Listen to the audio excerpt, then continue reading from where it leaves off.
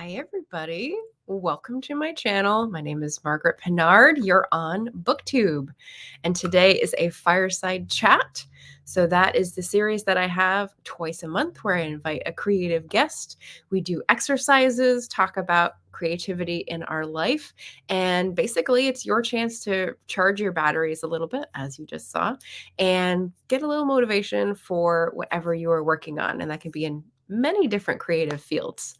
So I'm going to bring on my guest today, Heather Gregg. Hello, hello. Hi, hello. Yeah, welcome to the channel. Thank you. So you've already said you love the moving fireside background. Love the fire. And is that I because do. you're I absolutely love it. Sorry, what did you say there? Is that because you're someplace cold that this feels so comforting? I am in Edinburgh in Scotland. There's lots of Edinburghs around. There's ones in America and Canada, but I'm in the old one, the original, I suppose, probably in Scotland. Yes. It's fairly cool. I'm in my jumper, which I live in the autumn and winter. I just hibernate in the jumper. So yeah, if you're coming to visit Scotland, have layers, dress up warm, but it's lovely. Yes. So I understand you're writing fiction about the Scottish move across to Canada. Yes. Yeah. So hopefully you'll come across and do some investigation. Yes. I've had several trips on my own. That would be good to have. Since I started writing, I've done several research trips, which have been amazing, mostly to the western side of Scotland. I have visited Edinburgh and Glasgow, but the Western Isles, and that's been a dream. So I'm getting ready for another one pretty soon. I can't wait. Yeah. You come across the word Greek, by the way. Have I come across the word Greek? Greek, yes. The kind of weather you probably have right now. Yeah. I think kind of gray and dull, for those who aren't familiar. One of my trips, I actually found it's quite commonly used. The book of words for Scottish rain, and it had all the different types of words to describe all the different types of rain and little fun illustrations. It's so cute. It's a very cute book. I've never had a forum to recommend it because it's not nonfiction. It's not, I don't know, like Victorian. It's sort of hard to find a place to say, hey, this is the right book, but it's really cute. So yeah, Scottish words delight me for sure. Yeah. That's good. That's good. Well, I grew up in Ireland, which is just across, but there's always been a lot of toing and froing between. And so when you come up from Ireland, there's no way you can avoid being a storyteller. It's going to be in there somewhere. So I loved reading when I grew up, and part of my story was getting around to writing. And I wrote jokes, which got broadcast on BBC radio, which was kind of fun. And I was just a few.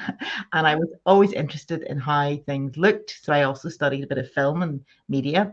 And I started up and ran a monthly writing group. Just love doing that with other people.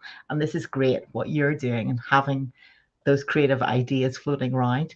I also wrote poetry. So I self-published because you can do that when you write a little tiny book, poetry. And I worked together with a friend who's an artist. So she did pictures and I wrote poems to accompany, and we did that.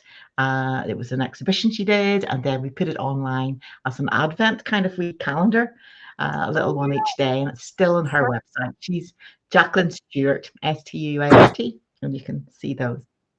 And during the pandemic, I launched my own writing online. How do you spell Jacqueline? I'll get that up and drop the link in there. Surely. JACLYN, and Stuart is STUART. Excellent. Okay. And so we made these little videos which are a bit of poetry and a bit of her pictures as well. They're called Advent Reflections, Advent Meditations. Nice. They were fun. Oh, we're getting a bit of noise here. So for me, because I'm trying to type. And the people who tend to oh, actually, I'm missing the comments. I need to be looking at these. Are people saying hi? Where are people coming from? I wonder. All right.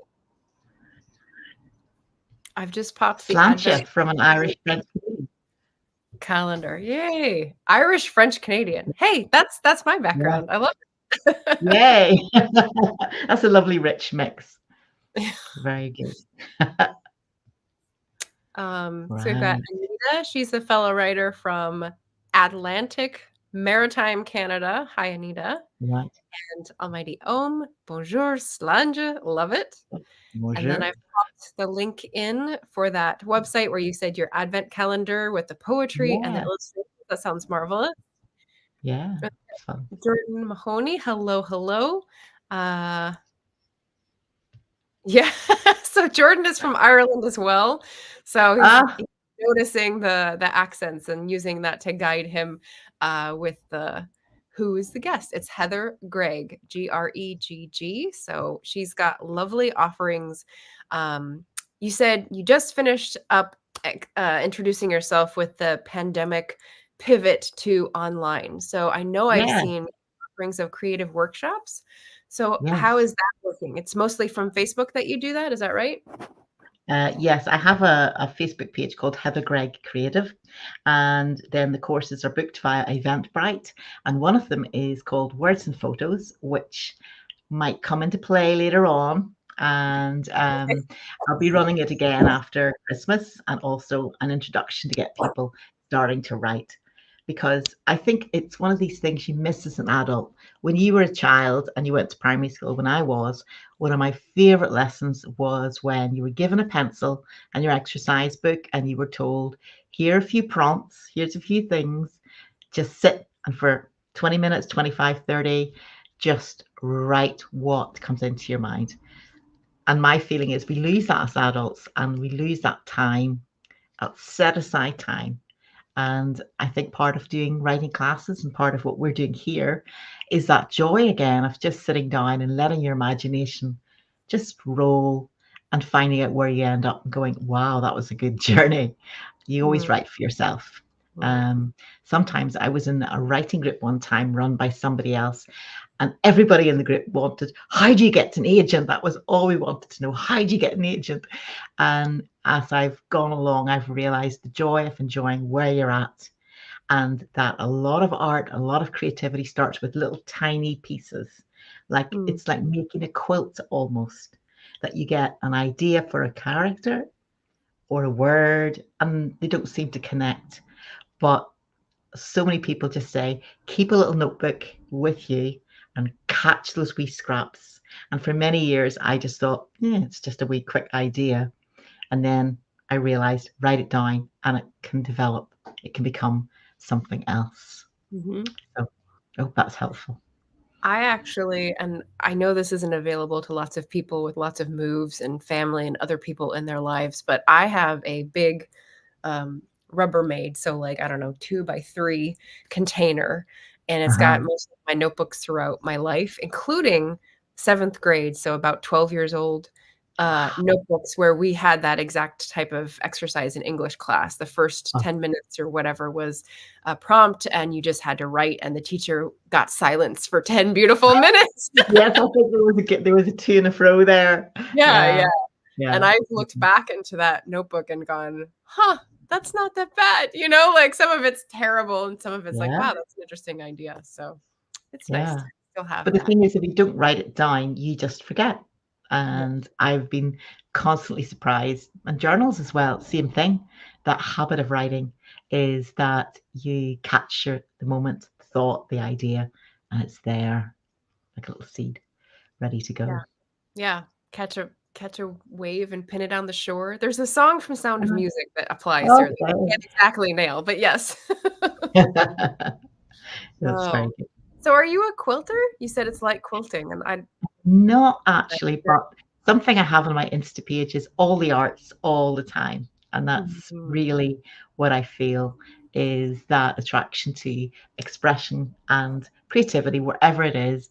And sometimes people divide them up and they say that's quilting, that's way over there, writing is way over there. But if you start to look at the way things work, you say, I can learn things from somebody who's quilting, and somebody who's quilting might, for me, use words.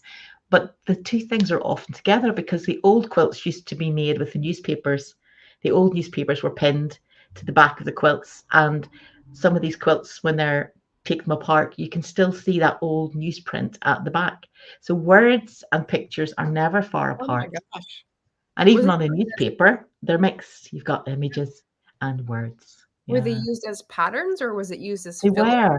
Oh, okay. Yeah. Somebody who's a quilter. There's somebody online who's a quilter. You can tell us more. But I've seen them, and it's part of how the quilt is put together. Lovely. Okay, well, I'm popping the Instagram handle. Heather's Oh, handle is fabulous. Yeah. comma and co if you're on Yeah. Instagram. And one of the interesting things I found when I was exploring her feed on Instagram is that in her bio, she uses the word intermedial. Is that right? Yep. Intermediate artist. Intermedial artist. And I've never heard that before. So I wanted to hear your take on what that means for you and how Yeah. you position it. Yeah. Well, very much what I was saying about all the arts. And intermediality is a study, and it's a brand new course available here in Edinburgh. And Hmm. I couldn't wait. I jumped in to do it, and I thoroughly enjoyed it. What it is the word inter usually means between, and media then is what you're uh, well, basically, if it's film or a book or something else. But there's things that fall between. So quite often you have something like you can have words and photographs. They seem to be in two different parts. You put them together and you get books that are a mixture. You start to get graphic novels, and film, of course, is a mixture of photography and performance. You've got to have somebody saying the words. Someone has to write the words. You've got scripts. You've got the skill of lighting, and you've got skills of sound effects, you've got music, all these different things coming together. Intermediality says basically how does each tell a story or convey, and what is it like when they're mixed? What are they like when they're separate? And you would think about media specificities, which would be to do with what does a book do that you don't get out of a film. So part of the whole thing is really the thing that a lot of people will talk about is I read the book, I hated the film, or vice versa. Hmm. And intermediality says actually they're two completely different things. And so you're absolutely fine to talk about one this way and one another because they're two different things. The story is told in two completely different ways. Hmm. I like that. Storytelling. Okay. Yeah. So intermedial, it's a new word for me. And I'm glad to know it's a new thing in Edinburgh that I'm It not is too very far neat. behind. Because I'm used to hearing about multimedia in terms Yeah. of presentations and or things working together. Yes. I like that idea. Yeah. So this has influenced your choice of creative exercise for us today, and we should probably Ah. hop into the first round pretty Mm-hmm. soon. Mm-hmm. Oh, I was gonna pop a poll in. So let me Yeah, because yeah. I brought two different kind of prompts and people can pick between. So Margaret is speedily doing some magic in the background, which will then give people a chance to pick. And that would be, we've been very democratic here. We're letting people choose. All right. So we've got two photographs, and I just put a poll into the chat. So we'll Oh, just give it a minute or two and have people vote on which city they want to favor with their creative attention today. mm, Oh, and while we're waiting for that, you mentioned participating in Nano for the first time. How's yeah, it going? it's a lot trickier than I thought. Mhm. It is so much material to write. Hmm. But the thing about it is, I'm feeling that although I'm behind on the word count, actually, I'm going to end up with something far more than if I had not tried at all. I really think it builds. So, what do you feel about it, Margaret, yourself? Have you I've done it before? This is my Yeah, first year. I tried doing short stories, and those have been my two failures.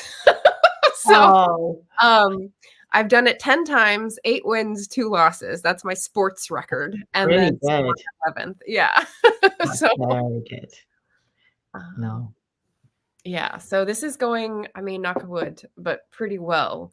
I am Mm, doing, a sort of historical fantasy set in Glasgow in the mhm, 1840s, and it's mhm. basically like the aftermath of the end of slavery for the British Empire, plus um, people who want to help all the Irish who are coming over into Glasgow at that moment because the potato famine has started. So Yes. the after effects of that imperial decision. So I'm Mhm. mixing these two ideas about social justice and having them play out with some middle class folks who are acting like some people today might. So it's been very, very interesting. Relying a lot on dialogue. So yeah, it's been Wow. Yeah, well, then you have to come across if you're gonna go do dialogue, you really do have to be here and hear the accents and the yeah, language for yeah. sure, for Oh man. sure. I've also noted whenever I get back over, there's a South Side Glasgow archives that um, that has some interesting letters that I'd really love to look at. That's the sort of thing Wow. sign a whole trip around, and I'm like, okay, Oh, when are they open? Like archive hours. yeah. There's a wonderful institution in Glasgow I haven't yet visited, but it's called Glasgow Women's Library. Oh, don't have that one on the Yeah, list. note that down because they are, um, I don't know how far back they go, but they've got a really strong sense of, social justice and so forth. So I think you might find some interesting things there. If Okay. not, they would know somebody who did. Yeah. So yeah, I think that And would be they're good all for you. very responsive in this like age of online contacting and everything. So Yeah. They're always running events too. They're very, very, very good for nice. that. Okay, well, we're going with London apparently. This is an Okay. audience. Margaret is disappointed. She's I like, am disappointed in "You would have everybody. voted for That's fine. Edinburgh." That's fine. Okay, so we have I'm gonna change the layout here to that one. And can I say a wee bit about how to tackle it whenever you get it sorted? Yes, go ahead. I'm gonna put the time in for our banner. Sure, okay. Just briefly, there's so many ways to take this. This is Waterloo Station in London, and traveling places are like liminal spaces. You have people coming, going, moving in between journeys, and I'll just encourage you to let your creativity just go with that. Also, the building itself is very old, and if you look at the statues, you'll see some dates, some thoughts about what periods it's seen in the past, if you want to go into the past and write about that. You could also think about, let's see, well, not just the building, but the people. Maybe you spot somebody in the picture, or think about your senses. You could run along that line. You could think about, what are you smelling? What are you hearing? What are the signs? What is the texture like? And have fun with that. Just go to London in your mind and just have fun with it. Waterloo. You can start with the ABBA song if that gets you going. Waterloo Station. Okay, and just to let everyone know, we're going to give 10 minutes for the writing prompt and then sort of discuss or share as people are able to at the end. And then I was influenced by Heather's choice, so I've got a photograph for everyone as well when we come to my turn.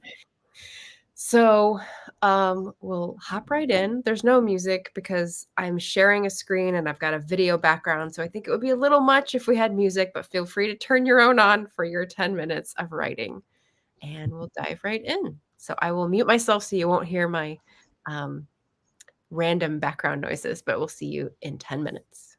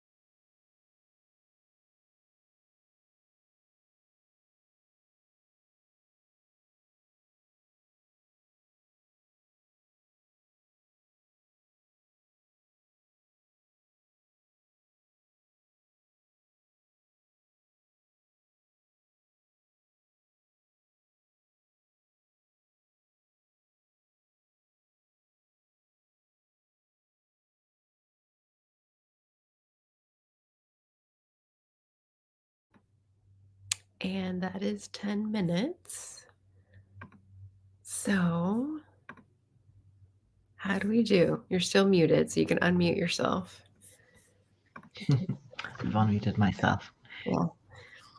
I had fun with it. I hope other people did too. And mine's a mixture of everything. I started at one line doing one thing, another doing another. So it's all very mixed. I'm happy to read it out at some point. How did it go for you, Margaret? Did you get something out of it? Yeah, it's a start of a story. Oftentimes in these small pockets, I'll try to do something that finishes so that it's like either a cliffhanger or just like a resolution.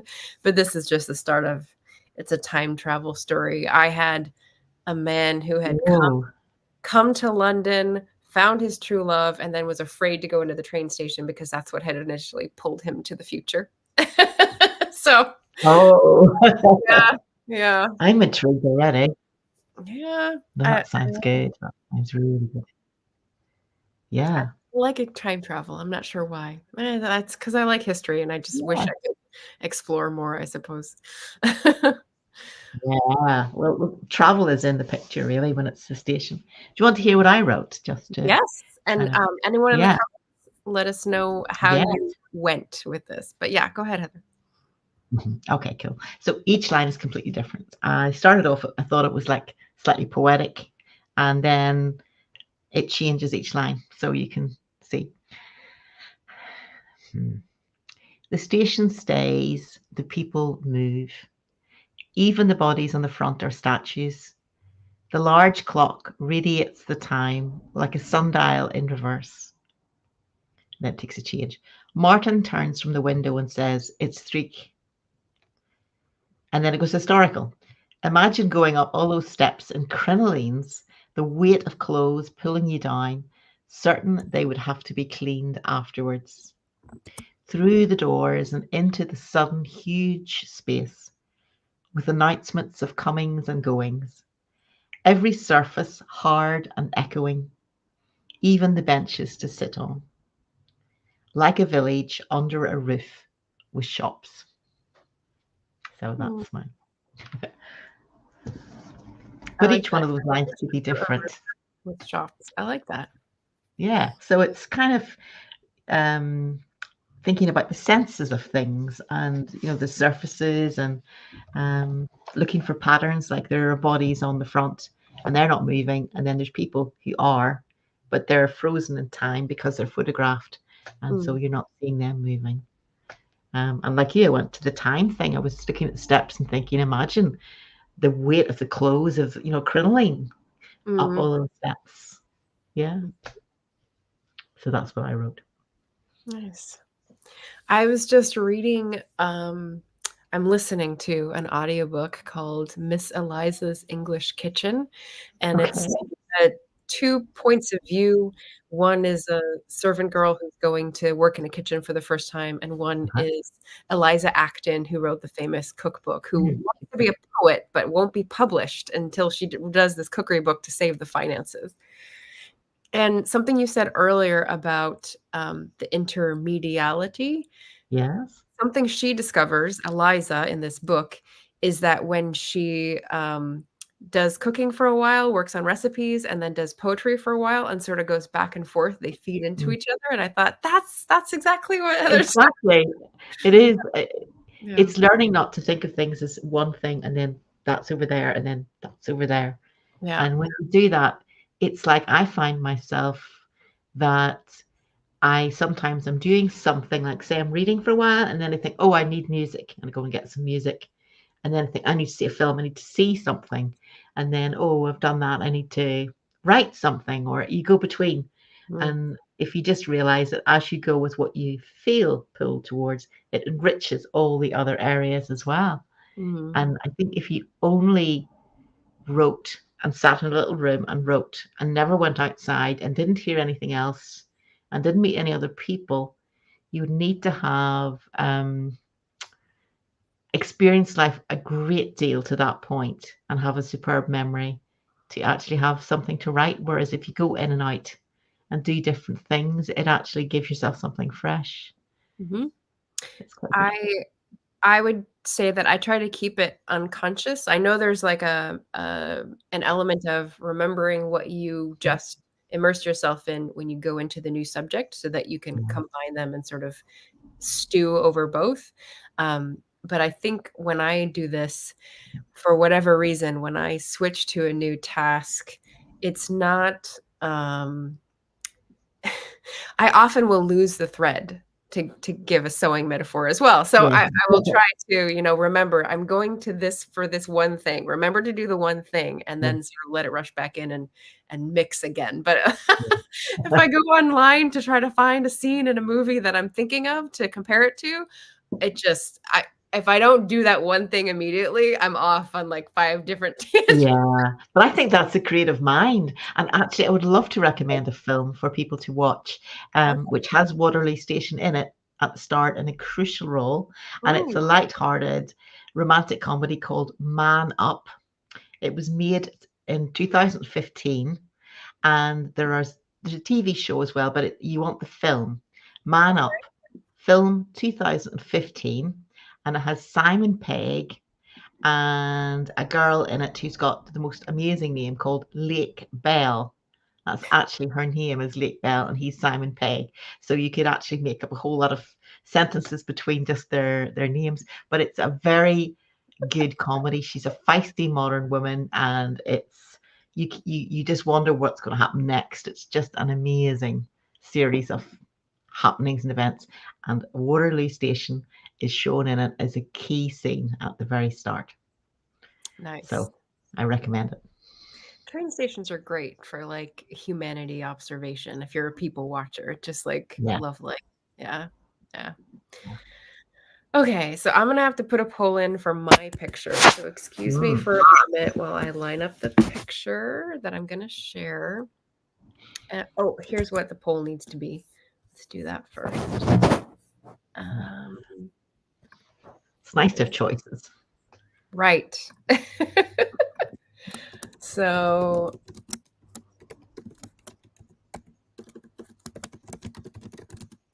let's see if we get any votes here. I just went into my photo library, so I think you probably got yours off of. No, I took mine. I took mine in London. Yours are yours as well. Okay, I did. excellent. Yeah, that's why it doesn't look professional. I think it looks great. So I went into my photo library as well, and I've got some beautiful pictures from around Portland, and then I've also got some sort of marking the status of the world type pictures because I walk around town and observe things that are not like nice as they could be, I guess. And so yeah, pretty or ugly is what I put in the chat. And then I'll get my picture up on the screen when people decide. Interesting. Have you heard of the term flaneuse? Yes. Heard of flaneur? Yes. The flaneuse is the female equivalent. And I think you're probably a bit like that. And I know I am too. Oh, yeah. If that was a profession, I'd be there. Actually, I've got some footage of my walking to the train, and it's hard to video while you're walking with a rolling suitcase, but but yeah, I've put that into my vlogs for NaNoWriMo that are on my YouTube channel. So I've tried to work that in because it's so important for me it's kind of like a grounding that I'm outside, that I'm walking around and observing, and it's like digesting the air without food. It's just something else I need to do to process things, Yeah, it's good. Is it Edmund White? No, that's a different writer. Who wrote the Flaneur Paris book? Edmund something. I'll look Not sure, but I've got a book which is Flaneuse, which is Lauren Elkin, who's nice. I've seen that. I really recommended it. Yeah, I noted that down as a TBR recently. It's kind of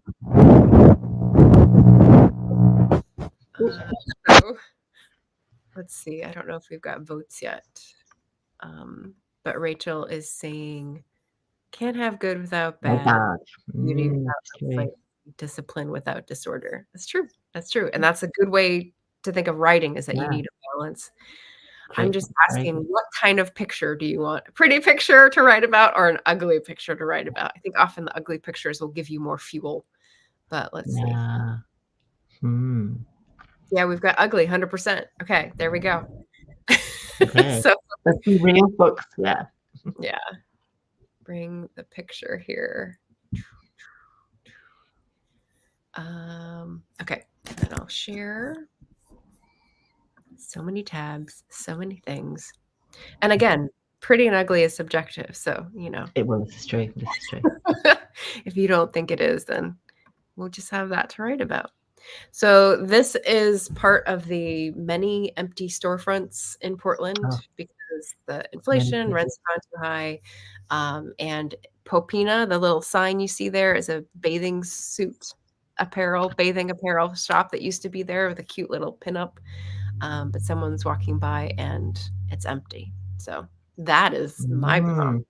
Mm. Feel free to comment on the state of the town, the feeling of the residents, the change that people will feel when they walk around their town and see this instead of thriving businesses that are part of their community. That's kind of what I was feeling anyway. So Mm. take off any point that you would like, and I will get the timer ready for us. And 41. 42. So we'll stop at 52 minutes after the hour. And go to. Off to the races. I'll mute myself again and we'll see you in 10 minutes.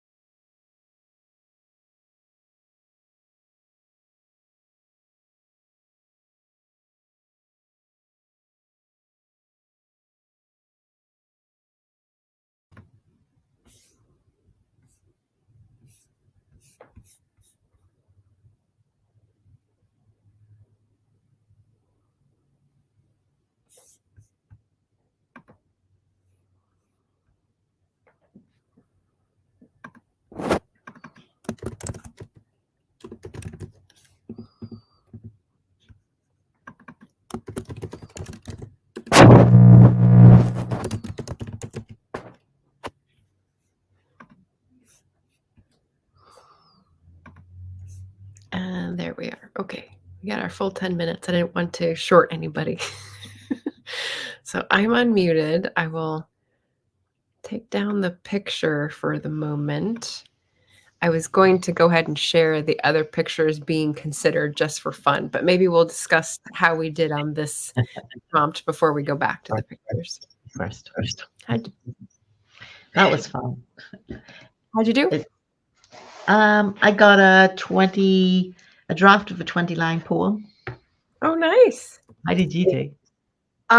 So I went sort of prose poem route this time, and finished my thought, and that's why I finished a couple minutes early, because with poems for me, sort of you have a complete thought and it comes out, and like you can shave off or add in, but like I don't do longer works with poetry as a style. So yeah, mine's too long. It will need to be edited, so that's fine. Okay, there we go. I can read mine if you'd like to hear. Yeah, I'd love to hear yours, and I'll read mine. Okay. Sure. So, like drippings down an unwashed kitchen wall, my kitchen wall, we are all part of this, our community. It's hurting, wounded, homes demolished, dreams slain, so many having to store up hope to start again. The bright neon sign, like yesterday's optimism, the pert pinup model, yesterday's self-image. Remember, put a bird on it. Remember the feminist bookstore, closed. Remember the fancy coffee, microbrew, avocado toast trends before they went nationwide and became badges of pride against belittling forces. We are not overrun. We are just still in isolation, wondering when it's safe to share our dreams again.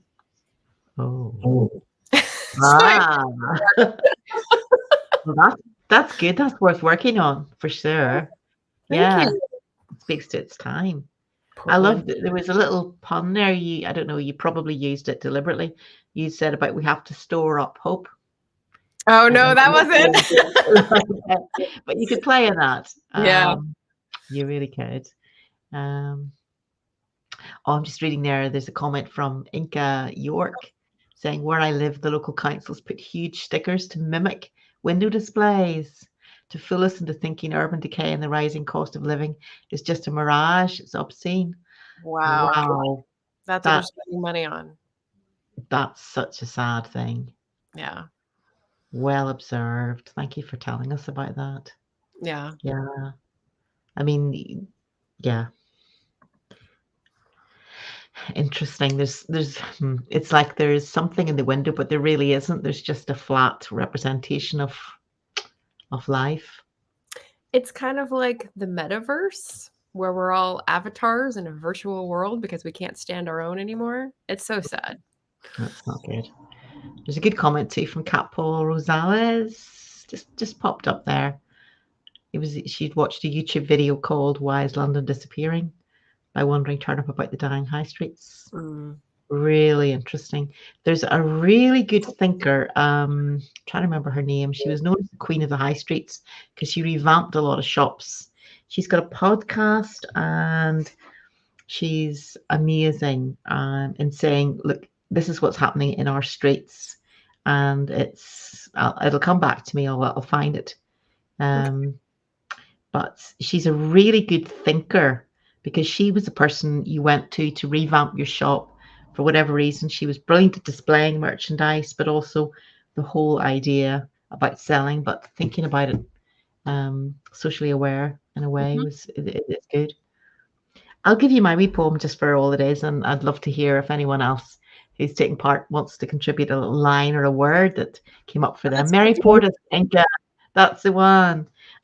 I follow her on Instagram. Oh, okay. Nice. She's really good. I'll put all these in the description after we wrap up because this is the third recommendation you've given me. So I want to make sure to put it somewhere to remember. If anybody comes to my classes or my workshops, rather, I always give recommendations because then you can go away and find something. It's good. So here's what I've written as a poem, and it obviously needs to be, it's not as clear as yours, but there's some echoes with what you wrote, Margaret, interestingly. and maybe for folks who are writing now. And then, of course, there's going to be another whole group of people who will stumble across this and they're watching YouTube or catch up with it later on because they're doing something else at the moment. And I wonder what's coming up for you guys. You could always put that in the comments after we've finished. But here's what I've got. The building is bare, not even a thong hanging lonely on a wire hanger. The thongs are gone. Things are gone. Only the grey. For lease, says the Mediterranean blue posters. For lease. I like to imagine the ones round the corner say, to lease, police. Somebody's dream of a business has died. The windows are big, but there's nothing inside. The tide of fast fashion has turned and slipped away. Maybe COVID did for the beaches and holidays. The dreams of getting away from it all. Things have gotten away from us all. Where are the swimsuits now? So. Oh, that's lovely. I love it. Yeah. Yeah, the dreams and like putting yourself in the shoes of the people who had that business and wanted that to succeed rather than like, I don't know, the news, which highlights looters or, you know, the downturn in the economy and looking at it as numbers and figures. Yeah. Yeah. I actually think the news is too negative. I feel like it's relentlessly negative at the moment. And then they think, oh, we'll put on something fun. And then you get something like a cat up a tree got rescued or something tiny, which no way balances the disasters they've just said. And I think people are exhausted and we need to hear there are always good things going on and we need to hear what's the good stuff. And Cat Paul, thank you for what you said. I'm glad you enjoyed my words. Yeah, words and photographs. That's good. Yeah, They just inspire. Different direction. If you're stuck, that might be a good solution as well. Well, this is the whole thing in my words and photos workshop is that you need never be stuck. Never, ever, ever stuck. Once you learn different tips and techniques to work with photos, they're always going to be there. And actually, Margaret, I would think of you putting together a book of photographs and your poems beside each other. Maybe just even a small booklet, black and white, for Christmas or New Year or something, a few poems. I think it's amazing to see a photograph on one side and then a poem on the other. It's just beautiful and amazing. Yeah. I have a book like that that's actually focused on beautiful pictures of the countryside in Ireland, and it's accompanied by some classic but also some modern poems. And I read from it on our last karaoke on Barrett's channel. Nice. That might be hard to find, but it just seemed to encompass the fall and like the colors of fall turning and the countryside so well that I was like, this is what I'm feeling right now. So this is what I'm going to share. Yeah, that's a big undertaking because my photos are nothing like that quality. But yeah, I know. But then again, our photographs can be off the moment, literally off the moment. They reflect the society we're in now.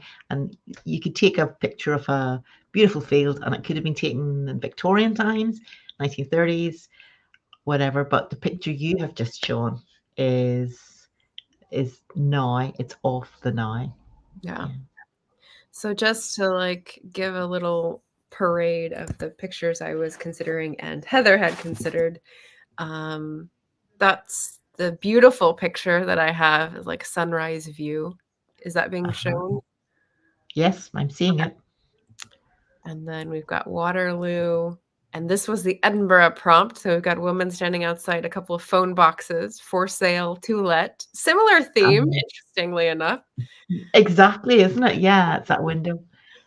And the other one I was thinking is this, which is one of the views on my walks. This is a little park that has been put in to imitate the native grasses and natural habitat in the middle of the sprawling city and all the new development. So that was an interesting juxtaposition. Yeah. It's overwhelmingly large, though. Well, that's part of the story of it all. It's just so big. I would be interesting to have also taken pictures of small bits. You probably did, and to show the texture of the bushes or the shrubs, or like say a picture where it's half the picture is a shrub and half the picture is a piece of concrete or something like that. Yeah. Would be Well, nice. you know what I often take up close pictures of in Please Portland, tell me. and one of the reasons I love it is the moss. It's a Drake climate as well, and so Yeah, moss flourishes here just like it does nice. in the UK and Ireland. So, I love looking at different kinds of moss. Yeah. Didn't know where people would go with that for a prompt, so I didn't do the nature photography, but yeah. I'm loving Inka's comments. She says the next comment that came up is talking about her husband, that my husband and I used to do street photography, and now he and my son are writing songs based on the Oh, photos. The arts are always connected. I wow. love that, Inka. That is exactly what I think. That when you're open and you think, yeah, I'm good at one art, I like it in another. And quite often, actually, you find in families, maybe the father's really good at pictures, and then the son is great at, you say, writing songs, or it's like there is an art form, but it's slightly different. But that's wonderful to put all that together. Cookery. I'm just saying cookery is an art form. Yeah, it is. Yeah, Rachel says, "I always get caught up in the moment and forget to take that's pictures. good as I well. make it a mission to picture palooza. There's so much I miss out on." Yeah, Yeah. the paradox. Exactly. I think what I also find is that if you do the benefit of taking a lot of pictures is if you then give it time when you come back, look at them all, you'll find that in one you'll be more drawn to than the others, and in it you'll see something eventually. When you look long enough, you'll find something and think, oh gosh, that's I hadn't really realized that. And it's a case of getting with street photography, getting the point where you recognize that we kind of there's something happening, and you Mm, have to take the button in the picture because your mind has processed something faster, your eyes have processed something faster than your brain has, and you'll find something interesting when you go. But yeah. yeah, I understand that paradox, Rachel. You're Being in the moment, capturing. encouraging me to go back because, when I went back into my photo library to grab some pictures that called out to me, Mhm. I realized, okay, a bunch have been duplicated somehow when I uploaded them, so I hate when that happens. They seem to proliferate like tribbles. But, yeah, I made a point at some point, but I keep falling off the wagon and getting back on to label and tag so that I've got themes because I've got thousands of pictures. It's so easy to take the picture, but then when you wanna find something, it's impossible. It's like the media of the universe, Yeah, just one person with one photo source, and it's just, keeping track of that is yeah, re-up my commitment. it is. It is because your camera automatically is geared up to remember the day and the date, which is nothing to do. I've started to group things in themes, and I think that will probably be helpful too for you. But you don't know what the themes are going to be really until you've taken a few, and then you start to realize what your themes are that you're drawn to, Hmm. and then you can Yeah. have them in folders. No, that's, I guess, not in a folder, but with a label. So I do like a tag on the photo in the Yeah, info. that's how you So, organize. the Yeah, that's good. repeats will be the people in my life, whether it's family or friends, whether there's animals, whether it's trees, sky, clouds, those are definitely repeats. Whether it's Portland or whether it's California, Yeah, where I travel back and forth from. Yeah, I just need to keep up with it, and it just gets ahead of me. So but yeah, once a month I I should. know because yeah.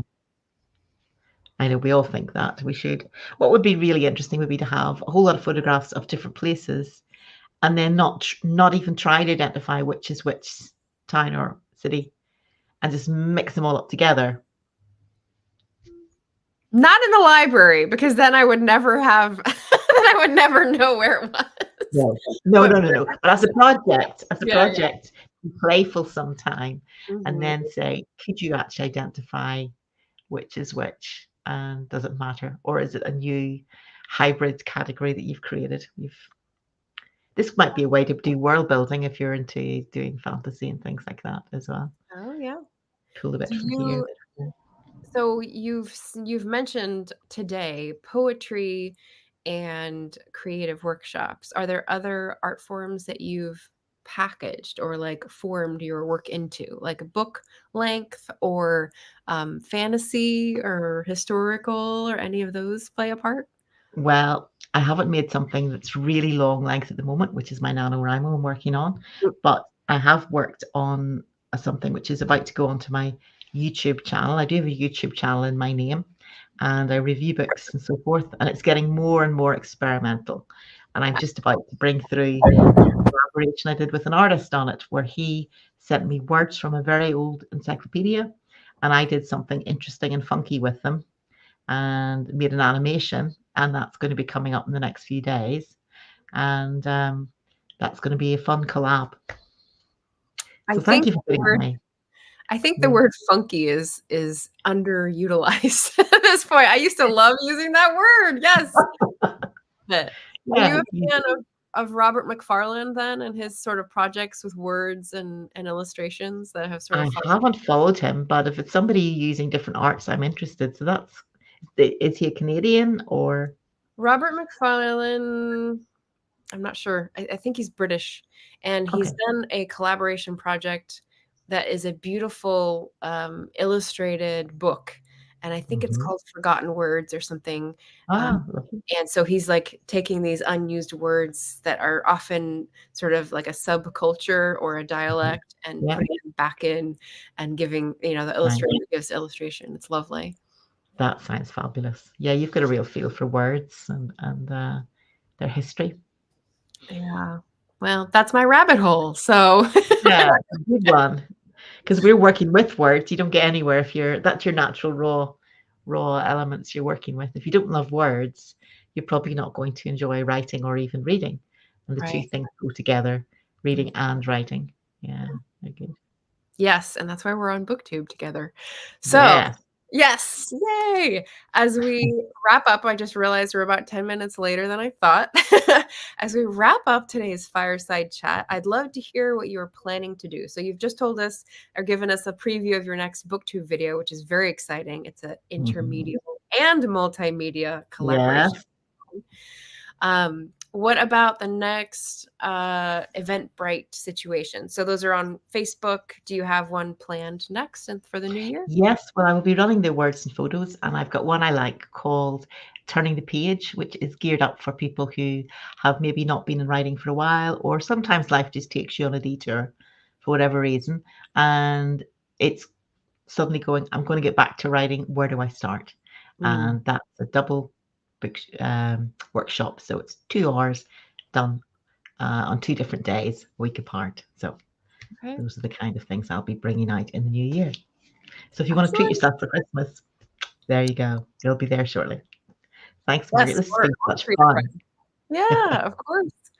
I'm excited for that Booktube video, excited for people to check out your creative workshops. And they're all virtual, so people can participate Yeah, around the they're world. all online. Okay, Mhm. Perfect. excellent. Like this. Well, I'm going to put up my thank you banner. Thank you Yeah. for all who joined us and caught us on the replay. This has been Heather Gregg Creative for the Fireside Chat of November. And thank you once again. Good luck finding Yeah. your happy place writing and connecting with your words and images. Yes, and everybody out there as well. I want to read your books. Write them.